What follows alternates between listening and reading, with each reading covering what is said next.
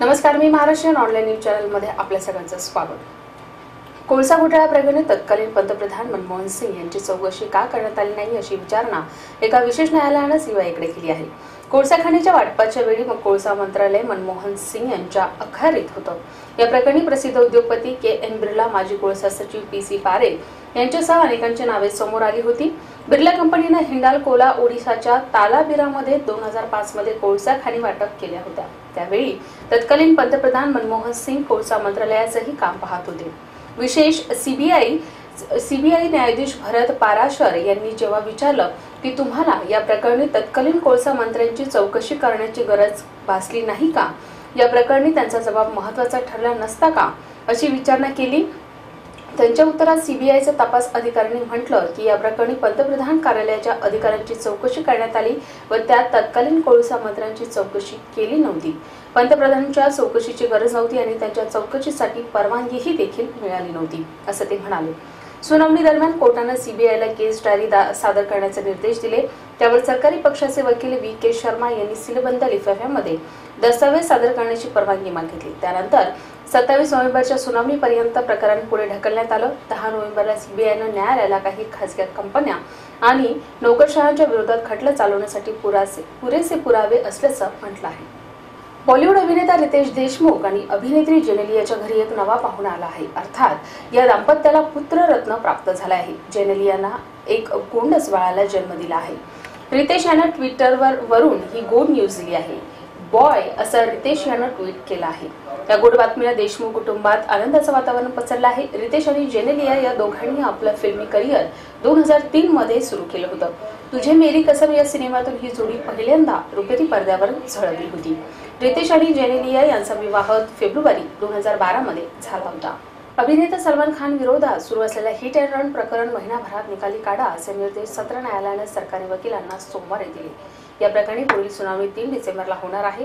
त्यावेळीच होणाऱ्या सुनावणीसाठी सलमान खानला न्यायालयात हजर राहण्याचे आदेश देण्यात आले आहेत. या प्रकरणात 63 साक्षीदारांपैकी 18 जणांची उलट तपासणी झाली आहे.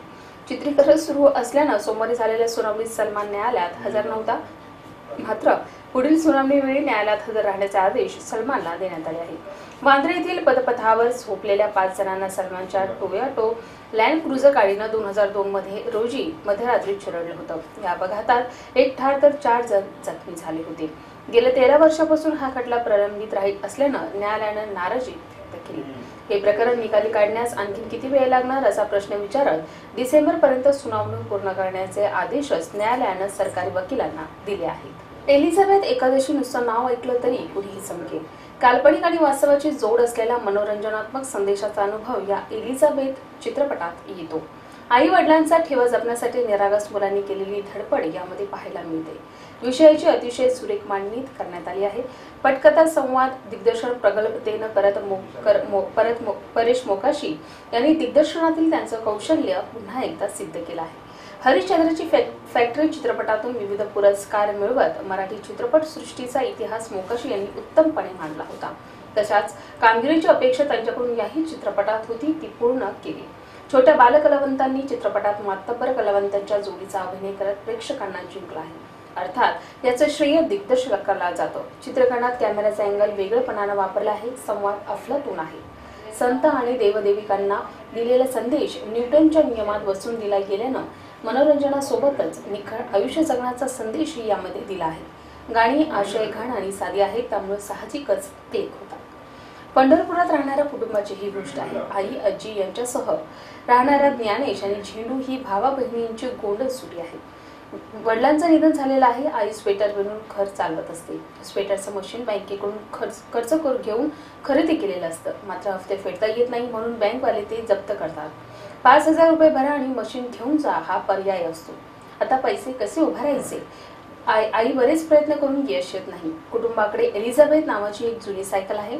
वडिलांनी स्वतः बनवलेली ही सायकल असल्यानं कुटुंबाचं सायकलवर खूप प्रेम. पैशांची जुळाजुळव काही केल्या होईना तेव्हा एलिझाबेथ विकायचं ठरतं. मात्र मुलांना हे मान्य नाही. मग ते एकादशीला एक दुकान लावतात, तेही आईला चोरून. या एका दिवसात अशा चमत्कारिक घटना घडतात जे एलिझाबेथला वाचवू शकतात का हे पाहणं एक सुरेख अनुभव ठरेल.